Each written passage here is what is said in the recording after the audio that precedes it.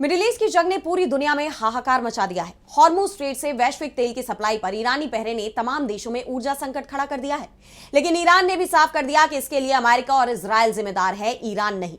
इस बीच Israeli PM Netanyahu ने बाकी देशों से जंग में शामिल होने की अपील की, जिसके बाद चीन की बड़ी चेतावनी सामने आई है।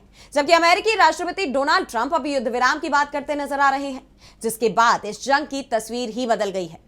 तो जंग के 24वें दिन क्या है मिडिल ईस्ट के हालात, आइए देखते हैं इस रिपोर्ट में। ईरान के साथ जंग में अमेरिका और इजराइल को जबरदस्त नुकसान उठाना पड़ रहा है। ईरानी मिसाइलों ने इजराइल के शहरों में और खाड़ी क्षेत्र में अमेरिकी ठिकानों पर भयंकर तबाही मचाई है। जंग के 24वें दिन भी उसकी तरफ से यूएई में और सऊदी अरब में मिसाइल और ड्रोन दागे गए। ईरान की रक्षा परिषद ने धमकी भी दी है कि अगर ईरान के तटों या द्वीपों पर हमला होता है तो पूरे फारस की खाड़ी में बारूदी सुरंगें बिछा दी जाएंगी।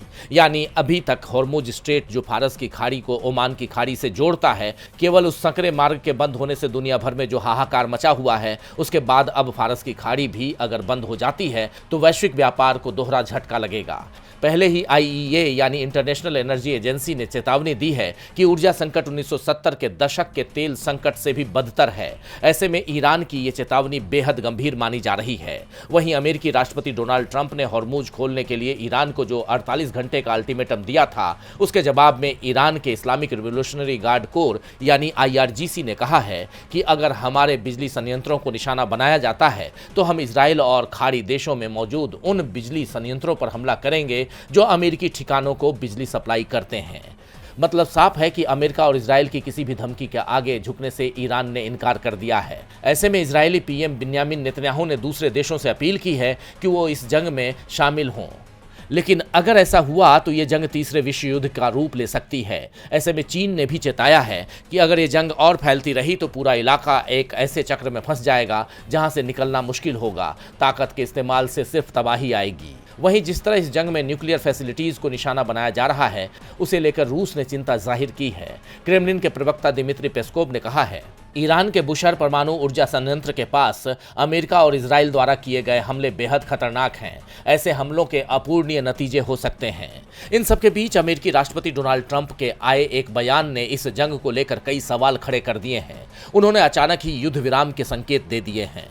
ट्रंप ने दावा किया है, अमेरिका और ईरान ने मध्य पूर्व में हमारे सैन्य अभियान को पूरी तरह रोकने के लिए सार्थक बातचीत की है। इन वार्ताओं के लहजे और स्वरूप के आधार पर मैंने युद्ध विभाग को ईरानी बिजली संयंत्रों और ऊर्जा ढांचे के खिलाफ सभी सैन्य हमलों को 5 दिनों के लिए रोकने का निर्देश दिया है, बशर्ते कि चल रही बैठकों और चर्चाओं की सफलता सुनिश्चित हो। डोनाल्ड ट्रंप के इस बयान पर ईरान से भी प्रतिक्रिया आ रही है। ईरान की फार्स न्यूज एजेंसी के मुताबिक ट्रंप के साथ कोई सीधा या अप्रत्यक्ष संपर्क नहीं है। दरअसल ये agency Islamic revolutionary guard core यानी आईआरजीसी से जुड़ी हुई है। इस एजेंसी के अनुसार सोर्स का कहना है कि जब ट्रंप ने सुना कि हमारे निशाने पर पश्चिम एशिया के सभी पावर स्टेशन होंगे तो वो पीछे हट गए। तो साफ नजर आ रहा है कि ईरान पीछे हटने को तैयार नहीं है। और सवाल ये भी उठ रहे हैं कि क्या डोनाल्ड ट्रंप बैकफुट पर आ गए हैं? क्या अब ये जंग खत्म होने वाली है? क्या एक बार फिर ईरान और अमेरिका बातचीत की मेज पर लौट रहे हैं? लेकिन अगर ट्रंप का दावा सच है तो ये पूरी दुनिया के लिए राहत की खबर मानी जा सकती है। डीबी लाइव की रिपोर्ट।